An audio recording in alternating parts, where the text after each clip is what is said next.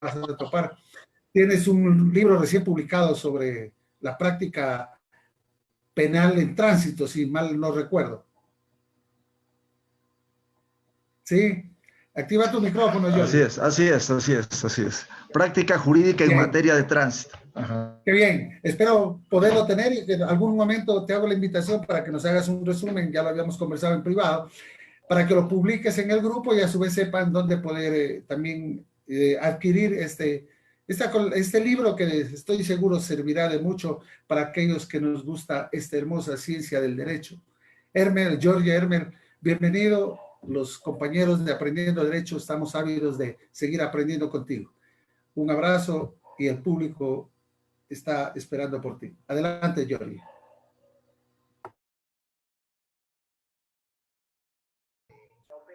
Bien, buenas noches. ¿Sí me escuchas? Muy bien, muchas gracias, Joseph Mendieta Toledo. Jamás nos podemos olvidar son muchos años que mantenemos esa hermosa amistad. Y gracias por, en esta ocasión, igualmente, haberme solicitado de una u otra manera, sea parte de este evento de capacitación a colegas, a estudiantes, a profesionales en diferentes áreas que se desempeñan en el derecho.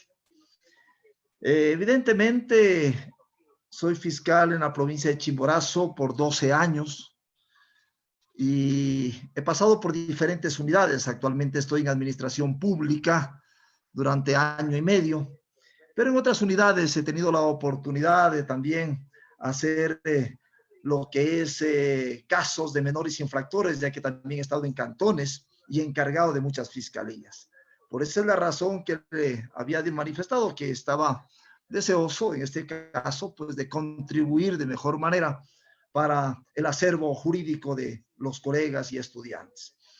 Bien, el tema es interesante. Estaba escuchando al colega del Perú y, bueno, escuchando cómo es la tramitología y todo lo que se ve en materia de menores. El tema nuestro es ya relacionado a los menores infractores. El tema de los menores infractores igualmente se maneja a través de una fiscalía especializada en menores infractores. Y para ello se concursa efectivamente para ser fiscal, para procesar y cumplir el rol que establece el artículo 195 de la Carta Constitucional. Cuando se determina que la fiscalía dirigirá de oficio o a petición de parte la investigación preprocesal y procesal penal.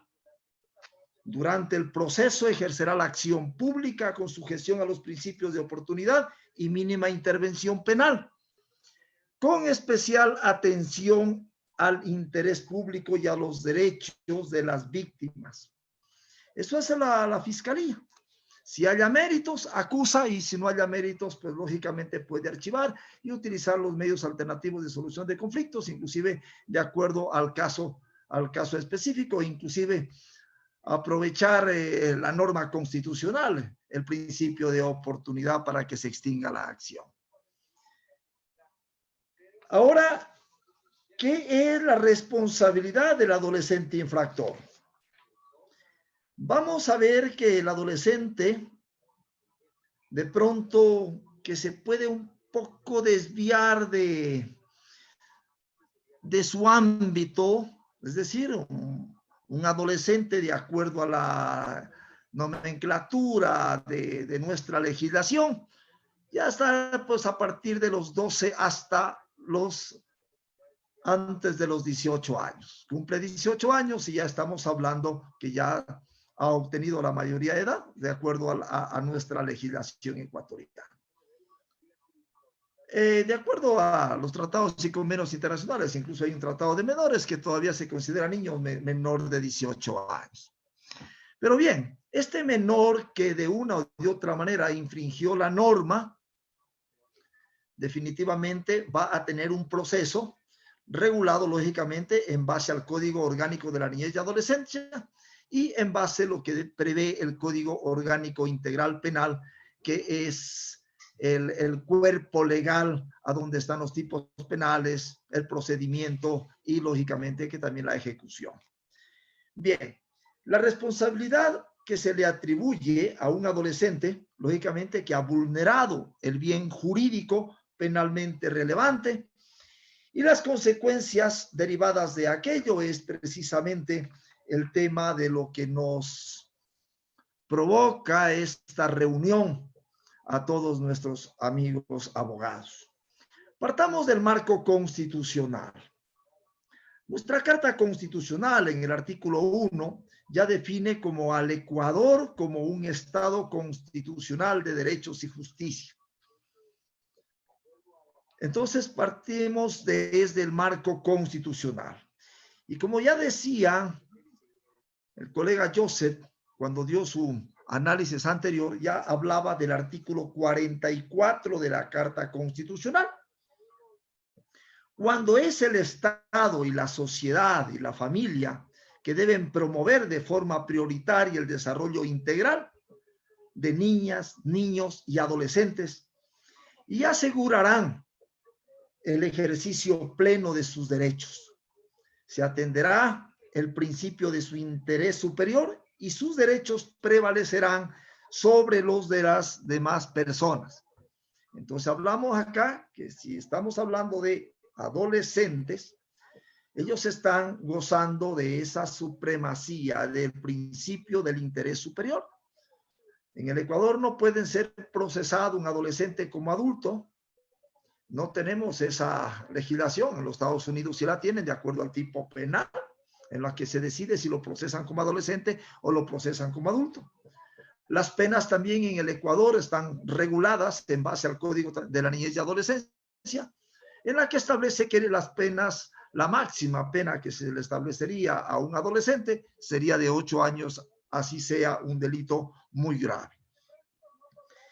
Desde el ámbito supraconstitucional y desde el ámbito de nuestra Constitución y desde el ámbito legal, podemos destacar que el derecho de la niñez y adolescencia son aquellos que son considerados parte de los grupos vulnerables y de atención prioritaria, incluyendo, lógicamente, si una persona, un menor, vamos a ver más adelante, es encontrado culpable, él no va a ir a un centro de privación de libertad de personas adultas en conflicto con la ley, sino va a ir a un centro de internamiento, en este caso para adolescentes.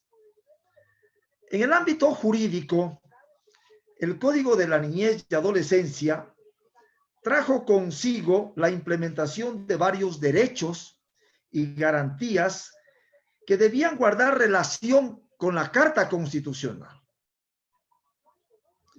En el ámbito de una justicia especializada, de lo que decía Joseph, e imparcial, con la aplicación de medidas socioeducativas que guarden proporcionalidad con el bien jurídico vulnerado. Bien, entonces, esta es la justicia especializada, decía, fiscal de menores infractores, juez para menores infractores, una sala, bueno, no tenemos la sala para menores en las provincias. Si hay una apelación, suben a la sala de lo civil. No tenemos esa especialidad, excepto en la Corte Nacional de Justicia, que tenemos la sala para menores. Bien, pero también vamos a ver si un fiscal de menores, de adolescentes, infractores, sale de vacaciones, va a ir un fiscal de cualquier otra unidad que la fiscalía lo va a designar. Que lógicamente estamos hablando de que para ser fiscal tenía que ser abogado y para ser abogado tiene que estudiar todas las materias. Pero es importante la especialización, ya que esto le ayuda de una o de otra manera al juzgador en un momento determinado a hacer las resoluciones en base, lógicamente, tomando en cuenta la jurisprudencia, la doctrina, la norma legal, los tratados y convenios internacionales, etcétera, etcétera. y con la experiencia no va a fallar en sus resoluciones. Por eso se habla de justicia especializada, es decir, que debe estar acorde dentro del área que se va a desempeñar. ¿Qué más nos dice nuestra Carta Constitucional? En el artículo 175 de nuestra Carta Constitucional, también determina que las niñas, niños y adolescentes estarán sujetos a una legislación y a una administración de justicia especializada, así como a operadores de justicia debidamente capacitados que aplicarán los principios, que ya les decía, la doctrina de protección integral. La administración de justicia especializada, esto dividirá la competencia de protección de derechos y en responsabilidad de adolescentes infractores. Si bien es cierto, bueno, ya depende de los consejos de la judicatura sus decisiones. Muchas de las veces se ha vulnerado el principio de especialidad, no solamente en el área de los menores infractores, en otras áreas también. En Riobamba los jueces de contravenciones los eliminaron y dijeron los jueces penales hacen contravenciones. Los jueces de tránsito los eliminaron y dijeron los jueces penales hacen también tránsito. Los jueces de garantías penitenciarias igual los eliminaron y dijeron los jueces penales hacen de todo. Esto lógicamente ya es el criterio de la judicatura en base de sus circunstancias, me imagino la parte económica, logística, etcétera. Pero lógicamente que se vulnera el principio de especialidad consagrado en nuestra Carta Constitucional. ¿Qué nos dice el Código de la Niñez y Adolescencia? Este código fue promulgado el 3 de enero del año 2003 mediante registro oficial número 737. Aquí se crea la Procuraduría de Adolescentes Infractores, hoy Fiscalía de Adolescentes Infractores. En el decurrir del tiempo se ha generado de una manera alarmante cientos de investigaciones en los cuales están involucrados niñas, niños y adolescentes. Lamentablemente, como se ha incrementado el índice de participación de los mismos en hechos, diferentes hechos que de acuerdo a la legislación penal, su conducta constituye delito. Me atrevo a decir, menores de 12 años son imputables. Pero hemos tenido casos, lógicamente, que sí ha habido actos delictivos, pero no se los puede procesar por mandato constitucional y legal. Los niños, niñas y adolescentes como sujetos de derechos, así lo determina el Código de la Niñez y Adolescencia, cuando determina que señala los derechos de las niñas y de los niños y es responsable de garantizarlos, es decir, dentro de la parte familiar, de la parte del Estado y de la parte de la comunidad. Garantiza también la participación y la opinión de niños, niñas y adolescentes en los temas que les interesen. Y por otra parte, contiene derechos a la protección contra el maltrato, contra el abuso y contra el trabajo infantil. Como ustedes pueden ver, tenemos que los niños, niñas y adolescentes como sujetos de derechos que no podemos descuidar todas estas circunstancias porque estamos hablando del interés superior. ¿Qué más le garantiza? ¿Qué más le garantiza al niño, niña y adolescente en sus relaciones de familia? Garantiza el derecho de los niños a vivir en familia. Primero, asegura el derecho de los padres a orientar y a disciplinar a los hijos en el marco del respeto mutuo. 3, asegura a los derechos de tenencia, igual asistencia económica, patria potestad y régimen de visitas alimentos y adopciones. Aparte, garantiza la participación institucional y ciudadana, esto ya en los consejos cantonales de la niñez y adolescencia, que ellos definen las políticas. Además de eso, se crean, con este Código Orgánico de la Niñez y Adolescencia, se crean las juntas cantonales de protección de derechos. Toman medidas administrativas de protección y restitución de derechos. Es importante este tipo de entidades que ayudan a la administración de justicia en este campo. Además de eso, se organiza los juzgados de la niñez y adolescencia en la función judicial. Y aquí, lógicamente, igual de lo que veníamos diciendo, deben ser jueces especializados. Cuando hablamos de un juez multicompetente, difícil que sea especializado en una área, muy difícil, porque ahí va a tener penal, civil, laboral, mercantil, societario, de todo, y es muy complejo manejar temas tan delicados como es el tema de la niñez y la adolescencia. También vamos a ver dentro de esta área la responsabilidad del adolescente infractor. Tomen en cuenta que el adolescente infractor va a tener que someterse a un proceso, lógicamente que ese proceso es un proceso que se lo lleva de acuerdo al debido proceso, vale la redundancia, que eso establece la Carta Constitucional, es decir, hacerle un seguimiento de todo lo que se hace, pero que no sea parte de la norma constitucional. No se puede aplicar técnicas de investigación fuera del marco legal, no se puede tener pruebas ilícitas que contravengan a la norma constitucional. Con ello, cuando hablamos de responsabilidad del menor infractor, hablamos de establecer la responsabilidad del adolescente que afecta a los derechos de terceros. Tomen en cuenta que igual un adolescente puede jalar el gatillo y matar a su progenitor, a su progenitora, a su hermano, a su amigo, a la enamorada. Acá en Riobamba recién hace una semana, me parece, salió una sentencia de un menor de 14 años que mató a una señorita, a una chica. Bien, entonces estamos hablando de que el menor adolescente tiene responsabilidad porque hay afectación a bienes jurídicos protegidos por el Estado y estos están aquí los terceros.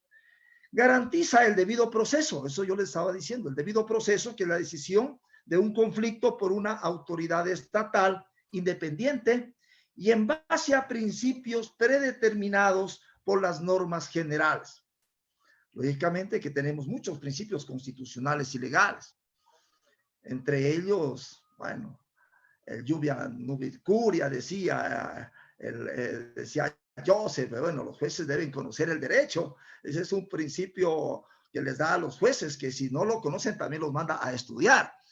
También hay un principio muy importante en la doctrina que no está en nuestra Carta Constitucional. Estamos hablando del principio de razonabilidad y un principio que le da al fiscal también en el 5.21 del Código Orgánico Integral Penal, que es el principio de objetividad, es decir, que el fiscal debe investigar no solamente los hechos de cargo, sino también los hechos de descargo. Con esta ley se crearon, lógicamente, las fiscalías de adolescentes infractores. Las medidas socioeducativas son medidas muy importantes que se dan dentro del marco de los menores infractores. Es diferente a una sanción a un adulto que una sanción a un adolescente. Por esa es la razón que se crean las medidas socioeducativas, porque es un menor que luego de pagar no es una prisión para ellos, se les denomina internamiento. Luego de esto, un internamiento, tienen que nuevamente salir a la sociedad. ¿Y qué se quiere? Que ese adolescente pues salga reinsertado de una manera a la sociedad de tal manera que el futuro sea productivo. Estas medidas socioeducativas que les decía para la protección y desarrollo de los adolescentes infractores están determinadas en el Código Orgánico de la Niñez y Adolescencia. ¿Qué nos dice al respecto la Constitución en el artículo 175? Al respecto, en esta circunstancia, el artículo 175 nos dice: las niñas, los niños y adolescentes estarán sujetos a una legislación, a una administración de justicia especializada que les decía. Eso nos decía. Hay una supletoriedad en el Código de la Niñez y Adolescencia. ¿Qué es la supletoriedad que determina este marco legal? En el artículo 3 del Código de la Niñez y Adolescencia nos dice que en lo no previsto expresamente por el Código Orgánico de la Niñez y Adolescencia se aplicarán las demás normas del ordenamiento jurídico interno que no contravengan a los principios constitucionales que reconoce el Código y sean los más favorables para la vigencia de los derechos de la niñez y adolescencia. Si cuando hablamos de principio de favorabilidad, lo más favorable, toda la normativa debe ser la más favorable, inclusive para el adulto, 76 numeral 5 de la Carta Constitucional, no se diga en la niñez y adolescencia, porque ya habíamos visto que estamos hablando de grupos de prioridad. El interés superior, principio básico constitucional para aplicar cualquier norma a los menores infractores es lo que es, como les decía, el interés superior, que es la presunción de edad. Ese es otro término que también lo vamos a ver de acuerdo al Código de la Niñez y Adolescencia. Esta presunción de edad lo determina el artículo 5 del Código Orgánico de la Niñez y Adolescencia, cuando dice que cuando exista duda sobre la edad de una persona, se presumirá que es niño o niña antes de que sea adolescente. Se presume que es niña o niña antes de adolescente. Ya les decía que cuando hay esa presunción de edad, en este caso, siempre va a haber la favorabilidad, en este caso la presunción, que es otro de los principios favorables en el régimen, inclusive en el régimen constitucional y legal. Y que es adolescente antes que sea mayor de edad. Bueno, hemos tenido algunos casos, yo mismo he tenido casos en los que en un problema, en una batida, en una circunstancia, alguien estuvo manejando un vehículo y no tenía papeles y dice, pero yo tengo 17 años. Y si no pueden verle, si no pueden encontrarle dentro de los sistemas que tiene la policía, tiene que tratarlo como adolescente. Si está involucrado en otro proceso legal, en una circunstancia, en una discoteca, y dice, yo tengo 16, tengo 17, tendrá que tratarlo así. Si después, lógicamente, ya se prueba que es mayor de edad, pues habríamos hablado de procesarlo o seguir la investigación de acuerdo a la mayoría de edad y con el inicio de la investigación previa, y puede haber otros tipos penales. Ese tipo penal de suplantación en este caso, bueno, no de identidad, sino fraude procesal se llama ahora, lo que era antes cambios para distraer el criterio del juez. Ahora se llama fraude procesal, que está muy de moda ahora dentro de este tipo penal y que se nos llena. Yo en mi caso, ese caso lo tengo en mi fiscalía y tengo cualquier cantidad de estos de fraude procesal.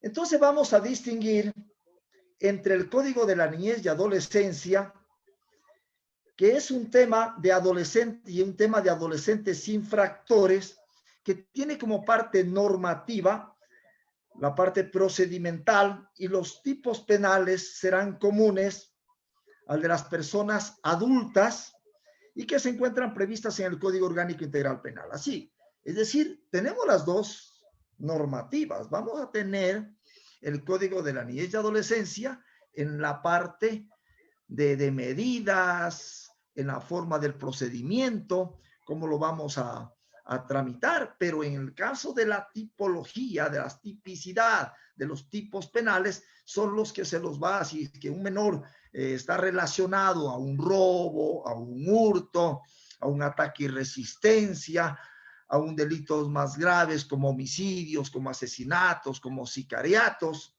entonces sería el tipo penal el que está contemplado en el Código Orgánico Integral Penal. No podemos confundir el proceso penal de adultos con el de adolescentes. Definitivamente. El proceso penal de adultos es diferente al proceso penal de adolescentes. Vamos a ver, sin embargo, que hay las mismas etapas de un proceso penal, que puede iniciar con una fase de la investigación previa o la fase preprocesal. Va a haber una instrucción fiscal, va a haber una audiencia preparatoria o evaluatoria de juicio y lógicamente que va a haber una audiencia de juicio.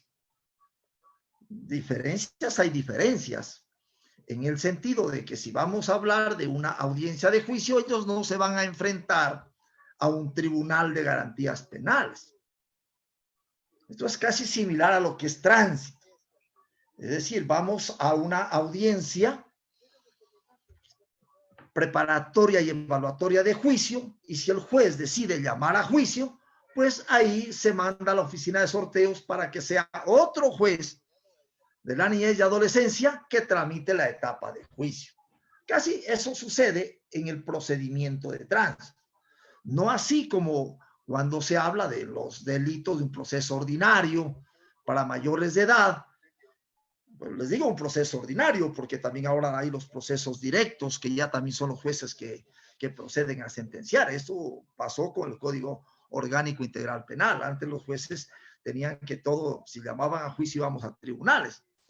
Bien, entonces, los abogados en libre ejercicio aplican el principio de supletoriedad de manera, en este caso, muchas de las veces de manera antojadiza.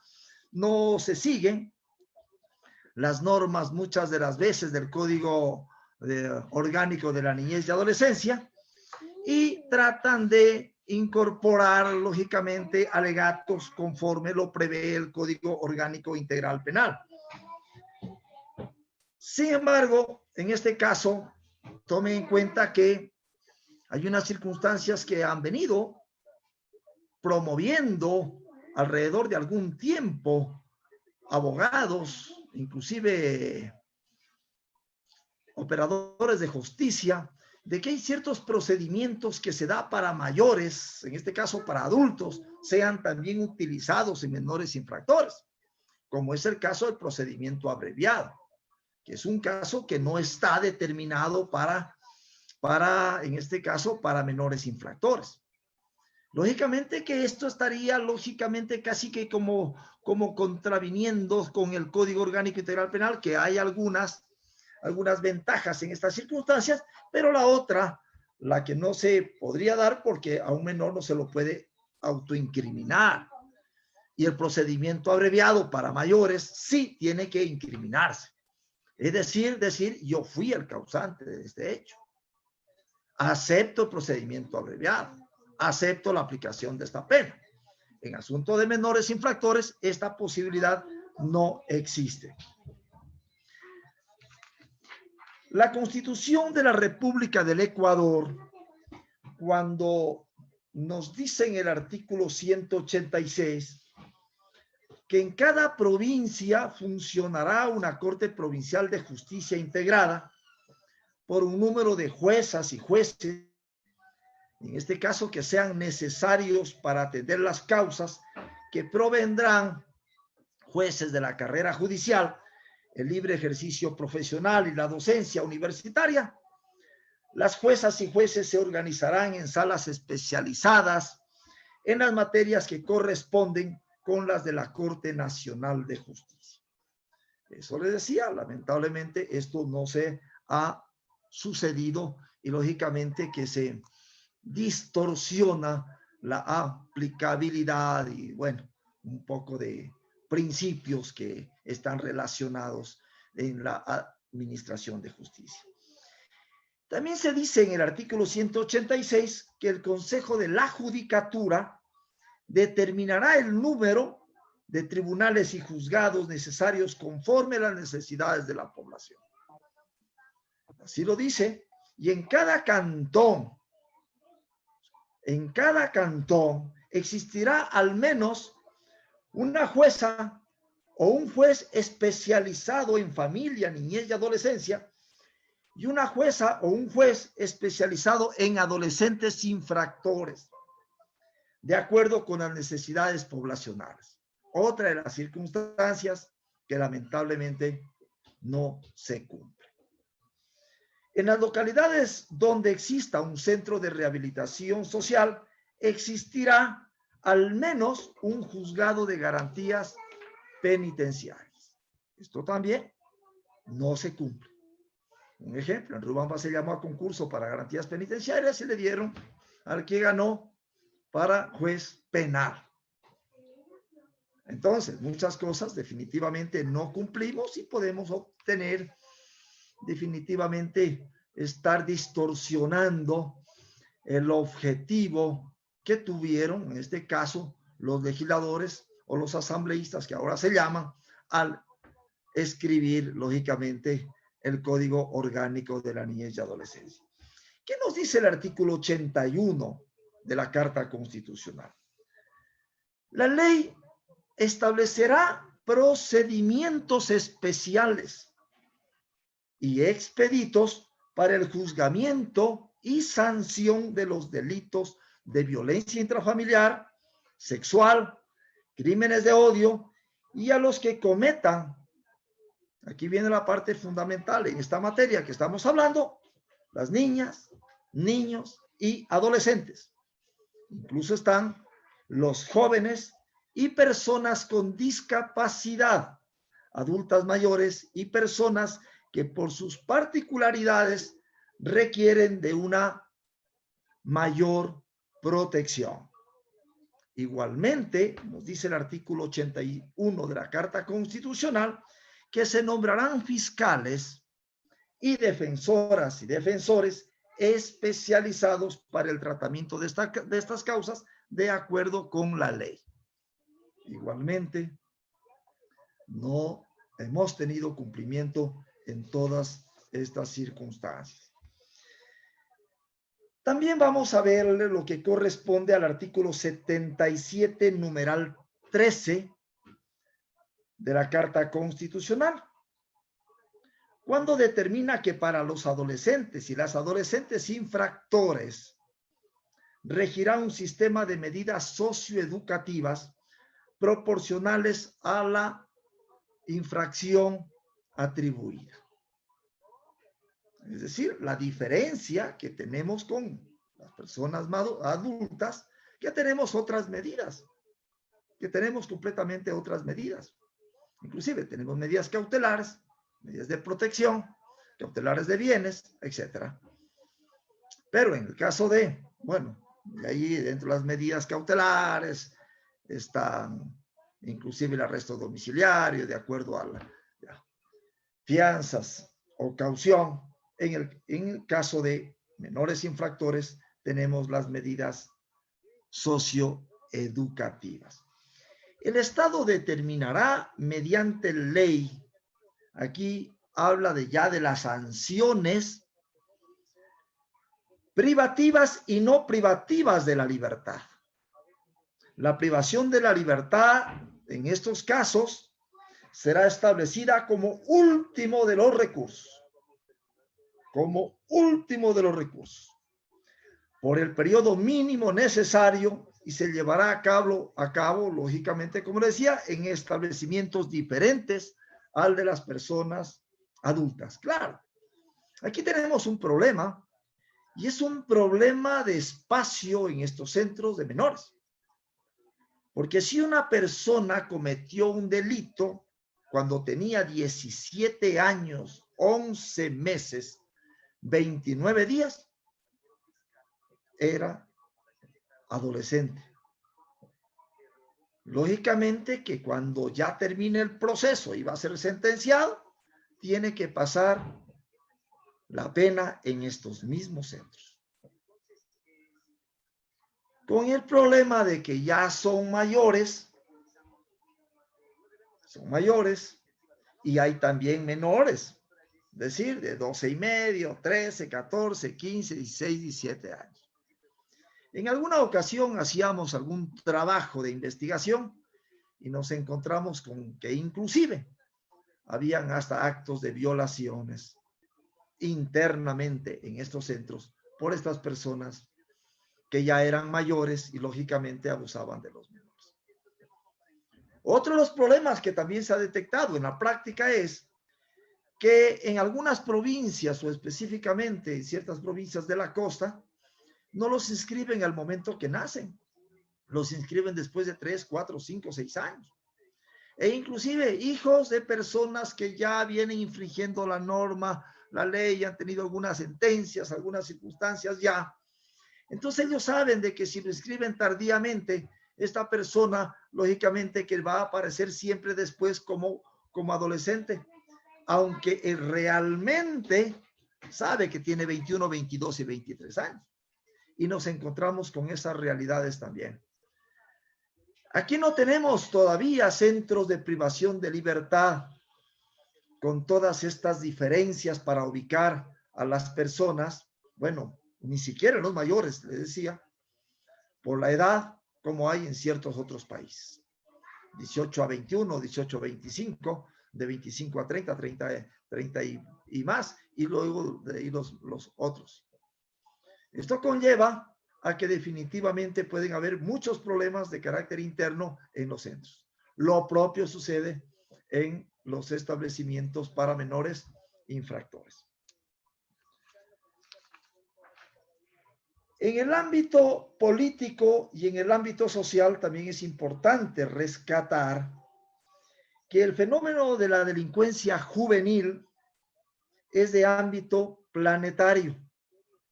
Va desde los rincones más alejados de las ciudades industrializadas hasta los suburbios de las grandes urbes, desde las familias acaudaladas hasta las menesterosas o de bajos recursos.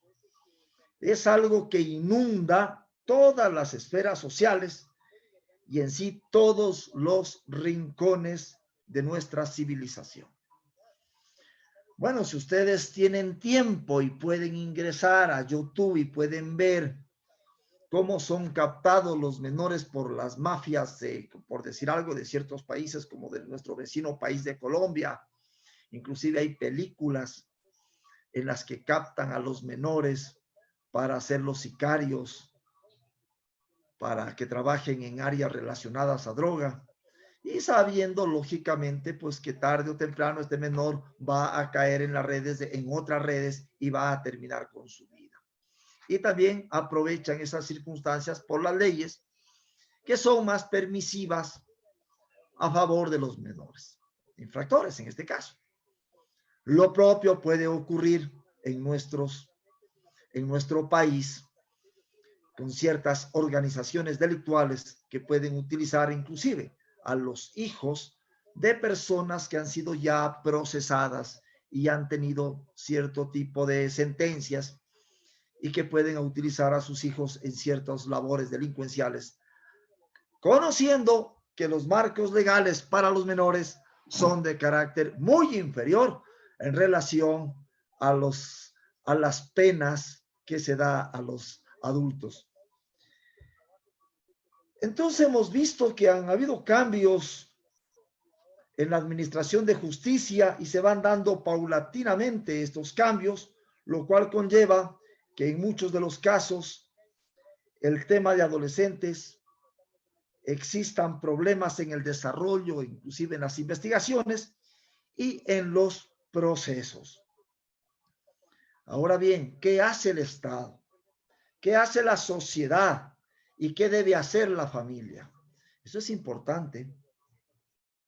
Tenemos un Estado maravilloso. Tenemos, mejor dicho, una Constitución maravillosa. Si nosotros nos vamos nomás al artículo 39 de la Carta Constitucional. Cuando nos vamos al artículo 39 de la Carta Constitucional, estamos hablando que el Estado garantizará el derecho a los jóvenes y a las jóvenes y promoverá su ejercicio a través de políticas y programas institucionales y recursos que aseguren y mantengan de modo permanente la participación e inclusión en todos los ámbitos, en particular en los espacios del poder público. Entonces, es el Estado que a través de nuestra Carta Constitucional ya se proyecta a tener políticas en beneficio de los jóvenes. Pero lógicamente el Estado no puede estar muchas de las veces en todo, se le sale, no avanza. Tenemos conglomerados humanos bastante grandes. Mucha gente migra a las ciudades en busca de mejores futuros, en busca de una mejor situación. No encuentra trabajo, se dedica a limpiar zapatos, a vender frutas, a limpiar los parabrisas. Muchachos, jóvenes, no tienen que comer, etcétera. Y lógicamente pueden llegar a cometer desde delitos pequeños, como pueden ser o contravenciones de hurto, o delitos pequeños de robo, como pueden ser ya delitos mayores y llegar lógicamente a grandes delitos. Y como les dije, inclusive organizaciones criminales están utilizando a jóvenes, a jovencitos de los suburbios, me refiero dentro de lo que es Colombia, utilizan estos niños, inclusive estos jovencitos, les regalan algo para que lleven a la casa, una refrigeradora, un televisor, algo les regalan, llega emocionado y los introducen en grupos delincuenciales fundamentalmente para sicariatos. Inclusive hay empresas de sicariatos. Entonces, eso es lo que pasa. Porque el Estado también reconoce dentro del artículo 39 de la Carta Constitucional, reconoce a los jóvenes, a las jóvenes como actores estratégicos de desarrollo del país. Entonces, el trabajo es fuerte. Ahora los candidatos, no sé qué vayan a prometer, pues, sobre estos asuntos. Ahora se habla de reciclar celulares, se habla de otras cosas, de cambiarle los nombres a las ciudades, tal vez hasta al país, según lo que se dice los candidatos, no sé. Pero a ver una propuesta relacionada para ayudar a este grupo prioritario, porque es el futuro del país. Yo que sepa, hasta en el momento, ni siquiera de esos TikTok que tenemos ahora, la facilidad para tener, no he visto absolutamente nada. Bueno, eso lo pasa en el Ecuador, hay amigos del Perú que también lo están escuchando y de otros países. Pero tenemos una constitución maravillosa en ese sentido. Yo siempre les digo a mis estudiantes, son grandes circunstancias de buenas intenciones que tenemos y a la larga nos vemos abocados en los problemas y luego llenan las fiscalías, llenan los juzgados y los problemas suben en aumento cada vez más por estos problemas de los jóvenes. Por eso les decía, van desde las clases altas, clases medias o cualquier tipo de clases. Están porque hay clases sociales. Lamentablemente yo soy enemigo de hablar de clases o distinguir clases, porque yo pienso que debe haber una sola, que es la clase humana. Pero sin embargo, se ha dividido. Se entran a la droga, quienes tienen más plata compran de mejor droga, etcétera, etcétera. Y luego vienen actos como de violaciones. Aquí en Chimborazo hemos tenido casos de esos. Unas famosas violaciones en grupo, a donde todo el mundo se pega, como quien dicen los muchachos de la nueva ola, su pistola, terminan cometiendo actos delincuenciales, inclusive los menores, que lo estamos tratando dentro de este tema. Entonces, en este ámbito, también tenemos un problema, primero el Estado, políticas, para que no sean solo estadísticas, políticas, para mejorar, para prevenir. Luego, el problema de las familias, tenemos muchos problemas también. La sociedad es heterogénea, tenemos familias disfuncionales, tenemos familias de toda naturaleza, tenemos hogares organizados, con hijos organizados, pero tenemos también familias pues que cada cual vive el Ecuador, toman, beben, hacen lo que sea, adelante de los hijos. Entonces definitivamente con esos ejemplos vamos a tener jóvenes que se proyectan a actos delincuenciales. El jurista, se me viene a la mente la frase del jurista Cesare Beccaria, muy conocido por ustedes. El delito y de las penas, la obra de las penas, el delito de las penas, de César Beccaria, que decía, la única manera de prevenir el delito es a través de la educación. La única manera. La base para poder tener una sociedad mejor, la educación. Pero lógicamente, y vale el espacio también que me dan esta oportunidad para decir, con una educación a medias, cuando ya ética desaparece de las clases de la escuela, moral desaparece de las clases de la escuela, cívica desaparece, desarrollo de la comunidad ha desaparecido muchos años atrás. Cooperación o cooperativismo para que empiecen a ayudarse los unos a los otros, ya no se ve. Básico. Si no tenemos algo así de básico y queremos formarlo ya de grande, posiblemente ya el tronco se desvió hacia un lado y ya no se lo va a tener. Yo digo, una educación es un proceso de 20, de 30 años, pero un verdadero proceso, no un proceso a medias. Es un verdadero proceso. Aquí ya quisiera ver, lógicamente, estamos en un proceso que nos vienen las elecciones. Y es importante ver foros y ponerlos a los políticos contra la pared y decirles, a ver, sobre esto. ¿Qué nos dice sobre esto? A ver si ahí sí nos convence a alguno de ellos, porque realmente yo cada vez más me decepciono. Cada vez más me decepciono de quienes lamentablemente están terciando. Decía que las medidas socioeducativas son las que rigen en los procesos de los menores infractores, que eso sería lo que prácticamente vamos a apuntar ya dentro, lógicamente, ya de las sentencias en un momento determinado. Cuando hablamos de restricción de la libertad de un adolescente infractor, puede ser que cometió un acto ilícito, antijurídico, reñido por el marco legal, en una flagrancia. Y lo detienen y lo ponen a órdenes de la autoridad competente.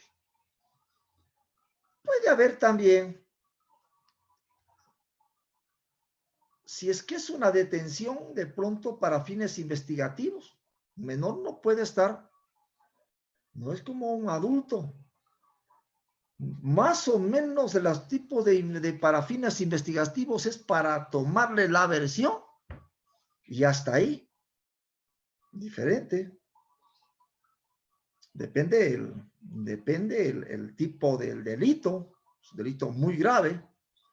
De pronto puede utilizar el fiscal las herramientas que tiene para iniciar una instrucción fiscal, si el resto está todo, y pedir un internamiento preventivo, que es lo que se denomina para mayores la prisión preventiva.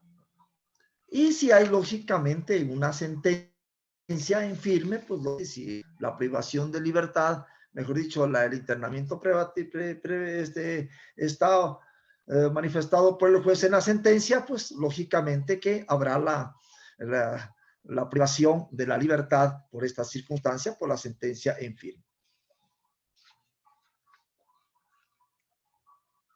En el artículo 77 de nuestra Carta Constitucional ya nos determina que la privación de la libertad se la aplicará excepcionalmente cuando sea necesaria.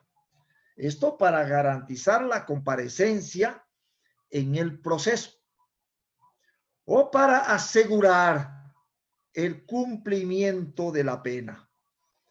También procederá por orden escrita de la jueza o del juez competente, y en los casos por el tiempo y con las formalidades establecidas en la ley. Se exceptúan en los delitos flagrantes, en cuyo caso no podrá mantenerse a una persona detenida sin fórmula de juicio, le decía, por más de 24 horas. So pena de que si está más tiempo, el abogado tendrá que decirle al señor secretario, señora secretaria, tenga la bondad de en este momento confirmar qué horas son.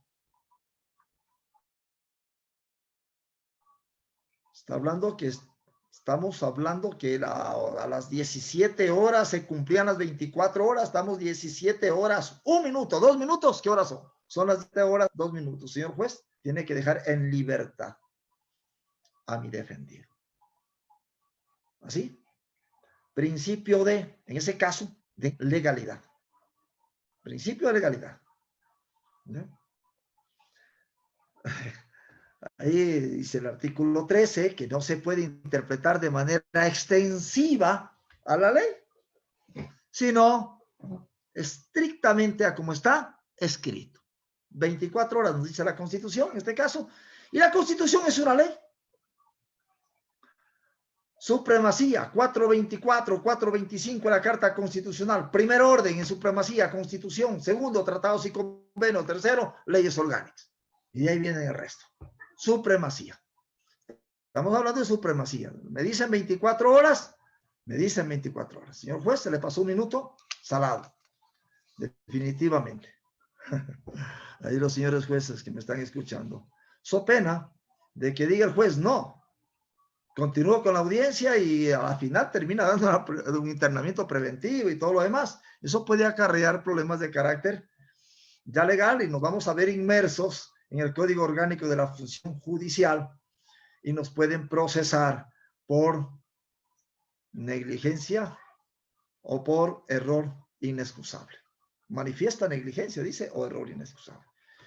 ¿Qué dice la Convención Americana sobre Derechos Humanos y el pacto de San José? Para ir engranando también este tema, está muy interesante. Parece que sí tenemos unos minutitos más con el aval de nuestro amigo Joseph Mendieta. Sí. Tenemos previsto 1 hora, pero sí creo, si depende si el doctor Joseph Mendieta nos da un espacio, vamos a continuar.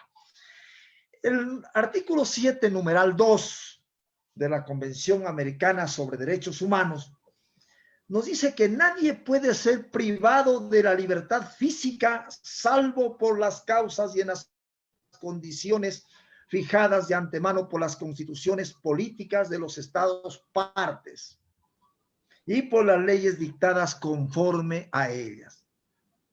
Y también nos dice que nadie puede ser sometido a detención o encarcelamientos arbitrarios. Por eso les decía, nuestra Carta Constitucional en el artículo 1 ya establecía que es un Estado constitucional de justicia y de derechos. Me decía, ya lo tengo a Joseph en la pantalla. Yo le decía, si tenemos... Sigue nomás, mi querido Jorge, sigue nomás, hermano. Tranquilo. Muchas gracias, muchas gracias. Yo ya a veces me sé emocionar cuando me pongo ya... Bien. Decía que dentro del proceso penal,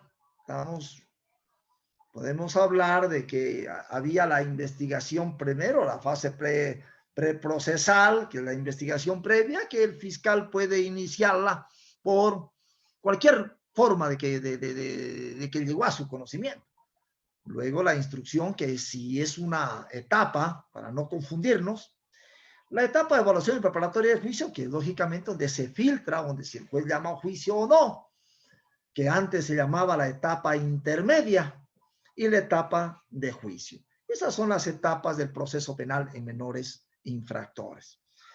También hay las formas de terminación anticipada de un proceso, que también regula el Código Orgánico de la Niñez y Adolescencia.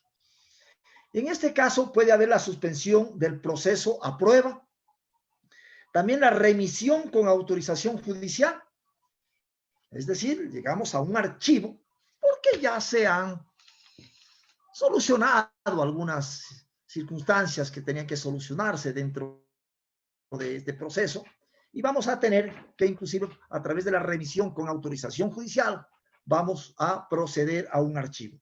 Y también el artículo igual 190 de nuestra Carta Constitucional nos habla de los medios alternativos de solución de conflictos, y uno de esos medios alternativos de la solución de conflictos, ustedes conocen muy bien, que es la conciliación, que es el arbitraje y la mediación. En este caso, el Código Orgánico de Niñez y Adolescencia habla de conciliación. Bien, es importante tener ciertos parámetros un poco más ya constitucionales al momento de resolver una causa de menores infractores. La Constitución de la República del Ecuador, en sus artículos 1, 11, 66, 75, 76, 77, 82 y 167. Diseña y desarrolla un Estado constitucional de derechos y justicia, en la que manifiesta que el máximo deber del Estado es respetar y hacer respetar los derechos humanos. Y aquí también manifiesta que se garantiza los derechos a la igualdad formal y material, a la integridad y a la tutela judicial efectiva, imparcial y expedita. No olvidarse, al debido proceso y a la motivación, que es otro principio que nos obliga a los operadores de justicia a hacer, motivar las resoluciones. También determinan a ser juzgado por un juez competente, a la facultad de impugnar las decisiones judiciales y a la seguridad que una de sus expresiones es la legalidad cuando se manifiesta en que la potestad de administrar justicia emana del pueblo, quien la ejerce a través de los órganos encargados de la función judicial y otras autoridades legítimas, es decir, que deben estar establecidas y constituidas en la Carta Constitucional. Y que en el proceso penal, que es un medio para la realización de la justicia, que debe atender a los principios. No se olviden, principios fundamentales como el de legalidad y el de mínima intervención penal, y que las resoluciones deben ser lógicamente motivadas. Bueno, yo a veces siempre digo, cuando hablo del principio de legalidad, yo a veces digo que, inclusive Joseph, que es un juez de la provincia de Los Ríos, me va a decir, hay principios, hay jueces constitucionalistas y hay jueces legalistas. El juez constitucionalista, hay pequeñas cosas que dice, bueno, prima la supremacía constitucional. De pronto se cerró una instrucción fiscal y presentan luego la conciliación en alguno de los casos, ¿ya? Dice, no, el juez legalista dice, no, usted tenía que hacer hasta antes de. después de esto no. Ese es el juez legalista, extremo. El juez constitucionalista dice, no, prima la Constitución. Vamos a darle esta oportunidad en base a la norma constitucional. El Código de la Niñez y Adolescencia decía que en su artículo 4 ya define los términos y define los términos niña, niño y adolescente. Y ahí decíamos ya que la niña, se hablaba de que hasta que cumplía los 12 años de edad, se lo determina como niño. Decía que hay tratados y convenios internacionales que definen al niño hasta antes de menor de 18 años. En nuestro ordenamiento habla hasta 12 años. Si algún menor de 12 años cometió un delito de los que están establecidos en el marco del Código Orgánico Integral Penal, es imputable, no se lo puede procesar. El artículo 306 del Código de la Niñez y Adolescencia determina que es responsabilidad de los adolescentes que cometan, en este caso, infracciones tipificadas en el Código Orgánico Integral Penal, están sujetos, les decía, a las medidas socioeducativas de los que ya habíamos hablado. Y el artículo 307, igualmente del Código de la Niñez y Adolescencia, aquí ya nos habla de la inimputabilidad y exención, nos dice, de responsabilidad. De niñas, las niñas, niños y adolescentes son absolutamente inimputables. Niñas, niños son inimputables. Y tampoco son responsables. Así lo determina el artículo 307 del Código de la Niñez y Adolescencia.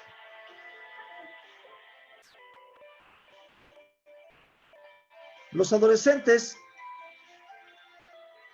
únicamente podrán ser juzgados, también les decía, en este caso, por actos considerados como delitos por el Código Orgánico Integral Penal.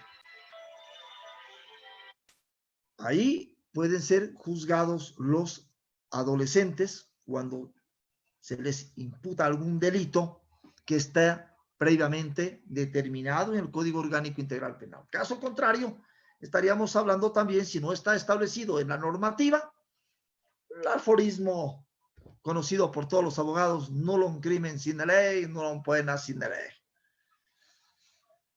Bien. Es importante, antes de terminar este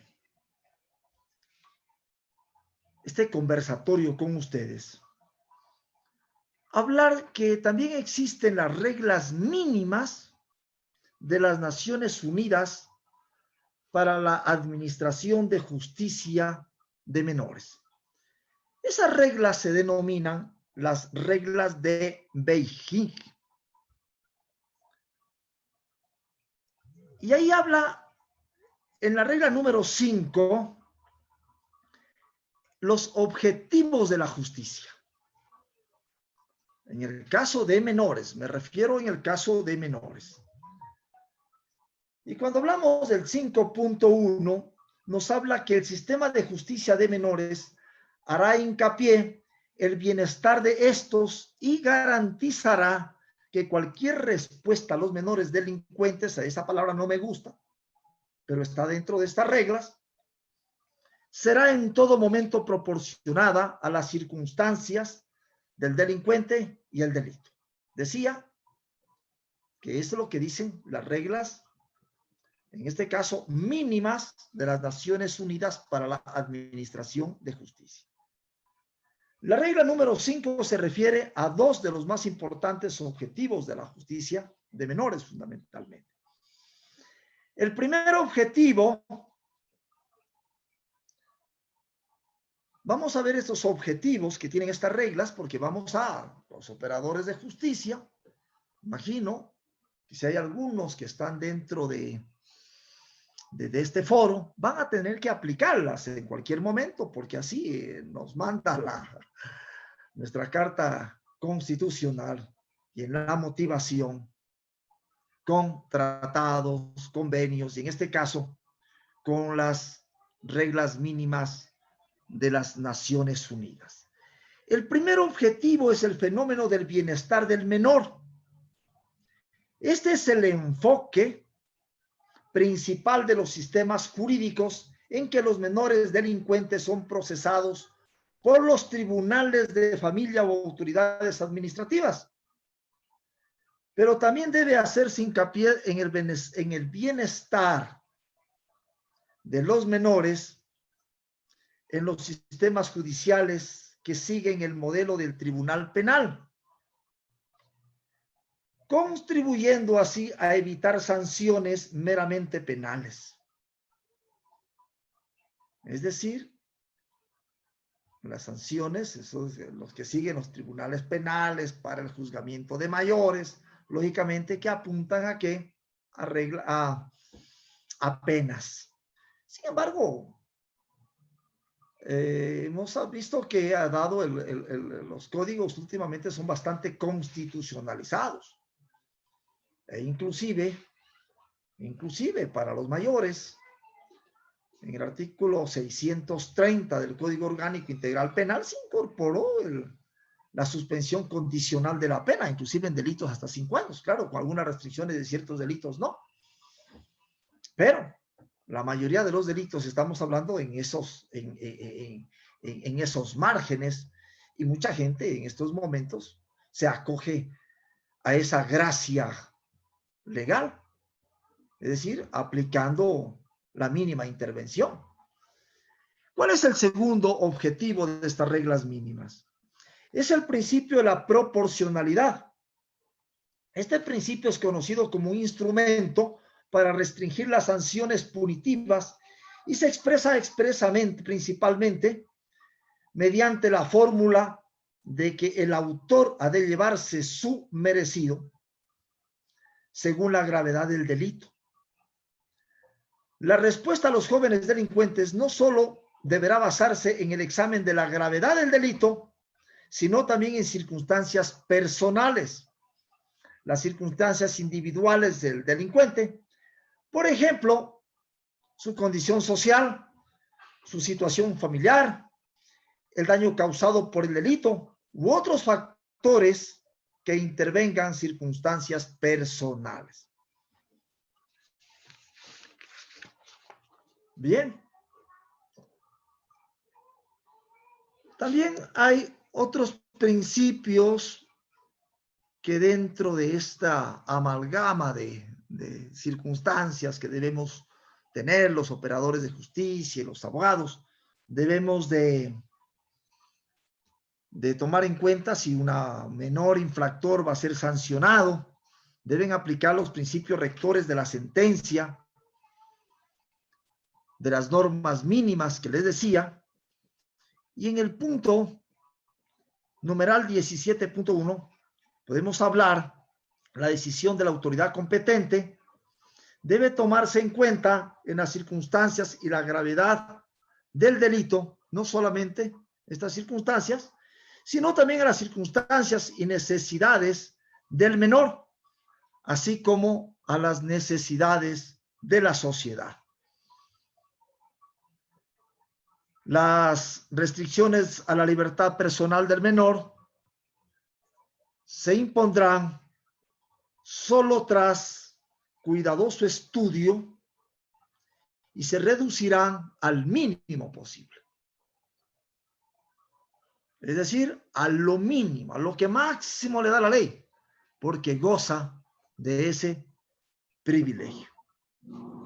Los criminólogos, por último, para manifestarles que los criminólogos más avanzados que abogan por el tratamiento fuera de los establecimientos penitenciarios, las diferencias encontradas en el grado de eficacia del confinamiento en un establecimiento penitenciario, comprobado con las medidas que excluyen como confinamiento, son pequeñas o inexistentes.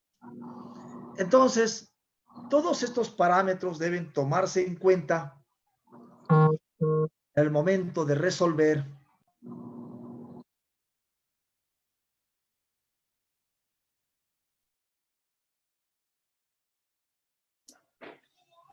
Georgie, se te apagó el micrófono. Georgie, se te apagó el micrófono.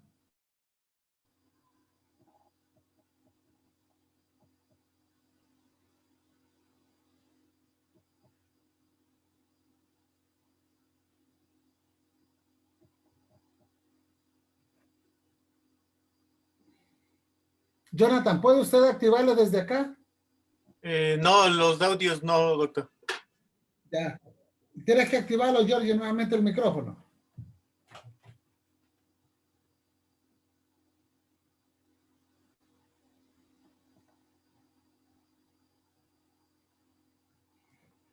También creo. Sigue bloqueado el micrófono, George. Ya está. Ahí sí. Muchas gracias. Listo. Sí, ya está. Decía que dentro de estas reglas hay una regla denominada la regla 19 que pretende restringir el confinamiento en establecimientos penitenciarios en dos aspectos.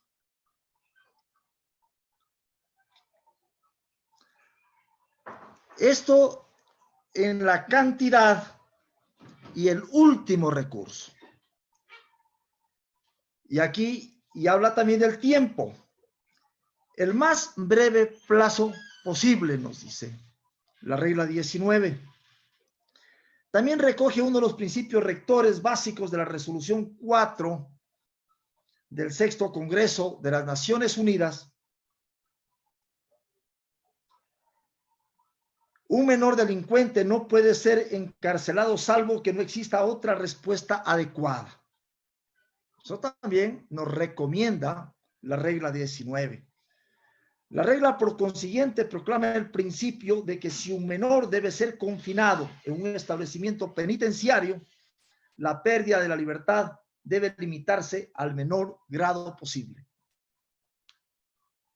A la vez se hacen arreglos institucionales especiales para su confinamiento, sin perder de vista las diferencias entre los distintos tipos, que les decía, de los delincuentes, delitos y establecimientos penitenciarios. En definitiva, deben considerarse preferibles los establecimientos abiertos a los cerrados. Y por otra parte, cualquier instalación debe ser tipo de establecimiento de carácter correccional o educativo antes que el carcelario. Con esto me parece que hemos abordado algunos temas relacionados a menores infractores, en la que espero, pues lógicamente, que haya de una o de otra manera haber podido en parte absolver la inquietud o las inquietudes de directos profesionales del derecho, a quienes respeto en sobremanera. Vi en la Cámara un directo amigo también, fiscal provincial de la provincia de Zamora Chinchipe, Eduardo Moreno, un saludo muy cordial desde tu amigo de la distancia. Gracias, Joseph. Gracias a ti, mi querido Jorge. Sí, ahí lo veo conectado y te envío un fuerte saludo, Eduardo Moreno, más conocido como Panela en nuestro círculo de amigos, con quienes fuimos también compañeros de época universitaria en la gloriosa Universidad Nacional de Loja. En realidad es muy refrescante escuchar el hecho de la posición tuya como agente fiscal, no como como algunos que se creen que la privación de libertad es la regla. Es más, ahora último lo escuchamos a través de los medios de comunicación colectiva que dicen que la privación de libertad tiene que ser la norma y no la excepción. Yo no sé en qué momento se produjo ese desliz de una colega profesional, pero bien. En realidad, el juzgamiento de adolescentes infractores trae muchas consecuencias, y yo lo decía sobre la aplicación de la justicia juvenil restaurativa que deberíamos empezar a utilizar, el hecho de que se retorne también a lo que anteriormente con la exposición de Emilio yo decía de la justicia especializada en materia de niñez y adolescencia y adolescentes infractores que era, tomando en consideración la disposición constitucional, el hecho que podamos contar con fiscales, con defensores públicos y con jueces, nos encontremos preparados académicamente, pero también moralmente para poder ejercer el ser operadores de justicia, que no solamente se radica en estos tres actores, sino que incluso es la misma policía y son los colegas abogados que son parte de los operadores de justicia. Cuando lo que tú decías, se actúa con buena fe y lealtad procesal y evitamos aquello del fraude procesal que se está convirtiendo en una mala costumbre en algunos colegas que desdicen de nuestra profesión, de nuestra noble profesión de abogados. La abogacía es un sacerdocio al servicio de la colectividad, nos enseñaban nuestros maestros. Y yo siempre lo tomo el numeral 10, el mandamiento 10, ama tu profesión de tal manera que el día que tus hijos te digan qué profesión seguir, orgullosamente diles que se hagan abogados. A mí me ha tocado, y lo veo también, Jorge, a tu hijo, que sigue tus pasos como colega. 13 abogados, igual que yo, 13 abogados, entonces eso es muy loable, muy loable. Te felicito, Jorge, y espero poder seguir contando con tu apoyo. Esperamos el resumen de ese texto sobre práctica en tránsito para que los compañeros lo vean. Aquellos que están en el grupo de Zoom y los que están en Facebook, a través de Zoom les compartí recién el Código de la Niñez en la Convención de los Derechos de los Niños y el Código Orgánico General de Procesos que se encuentran también subidos en Facebook. Solamente por ver 6,738 personas conectadas a través de Facebook, Jorge, para ver las ponencias. Les agradecemos un mundo. Muchas gracias, doctor Sotomayor. Carmen Esther Bustamante Soto, desde Arenillas. Te envío un saludo. Saludos al primo, dice. Hermano de Carlos Rodrigo Bustamante Soto, mis vecinos. Mis vecinos de Arenillas. Igual, un saludo fraterno. Jorge, un abrazo fraterno. Gracias, Joseph. Muchas gracias. Gracias. Cuídate mucho. Esperamos vernos lo más pronto. El día de mañana nos veremos y continuaremos con las ponencias. Vamos a tener la participación mañana de los... el doctor Carlos nos va a dar su ponencia. La psicóloga Cintia Veloz, quien va a hablar referente a la violencia intrafamiliar desde el punto de vista psicológico. El colega, el doctor Norman Pardo, juez de la niñez y de la adolescencia del Cantón Loja, y la abogada Pamela Pinos, quien es agente fiscal y nos va a hablar referente a la violencia intrafamiliar, pero específicamente a la violencia sexual que se da dentro de ese núcleo familiar. Muy agradecido con ustedes, será hasta el día de mañana. Gracias por permitirnos seguir el proceso de aprendizaje-enseñanza y como vengo diciendo a partir de esta pandemia, aprendamos a vivir esta nueva humanidad.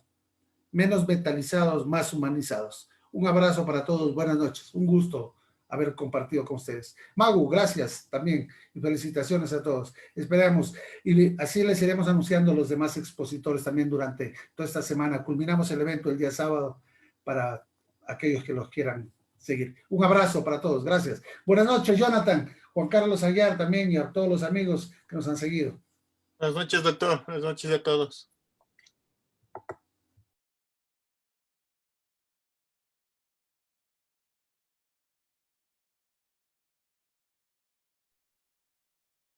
Gracias, doctor. Hasta luego.